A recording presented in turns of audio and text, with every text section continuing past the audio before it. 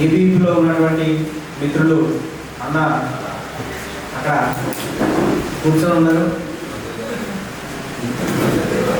చెంకా నిలన్న, అదేవిధంగా ఇంకా చాలా ప్రముఖులు, తర్వాత జితేందర్, వీళ్ళందరూ సహా నా ఉద్యోగంలో అక్కడో ఇక్కడో ఎదుర్కొని పరిగణించుకున్నటువంటి విధానం అయితే ఉన్నది. అయితే ప్రత్యేకంగా మనం మాట్లాడుకునేటువంటి అంశం యువత రాజకీయాల్లో యువత అన్నారు. దాదాపు మన దేశంలో 65% మంది యువకులు ఉన్నారు. కేవలం దాంట్లో ఒక 10% మాత్రమే రాజకీయాలపైన అవగాహన ఉన్నది, అంతో కొంత ఆలోచించేటువంటి శక్తి ఉన్నది.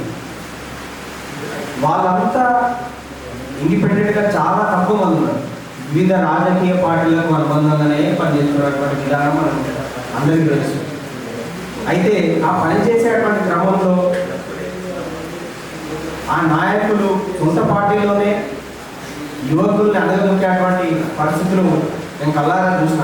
చాలా మంది విషయాలు అంటే రాష్ట్ర రాజకీయాలు అధ్యయనం చేసినప్పుడు కావచ్చు, ఈ దేశ రాజకీయాలు అధ్యయనం చేసినప్పుడు కావచ్చు, యువతను ఏమాత్రం ప్రోత్సహించకుండా వారు ఎదిగితే వాడు మనకే మేలేదనేటువంటి ఉద్దేశంతో వారు అడగదొక్కేటువంటి పరిస్థితులు ప్రతి పార్టీలో కొనసాగుతున్నాయి. ఈవెన్ బీజేపీ కావచ్చు, కాంగ్రెస్ కావచ్చు, టీఆర్ఎస్ కావచ్చు, టీడీపీ కావచ్చు, ఇంకా ఏ ఇతర పార్టీలోనైనా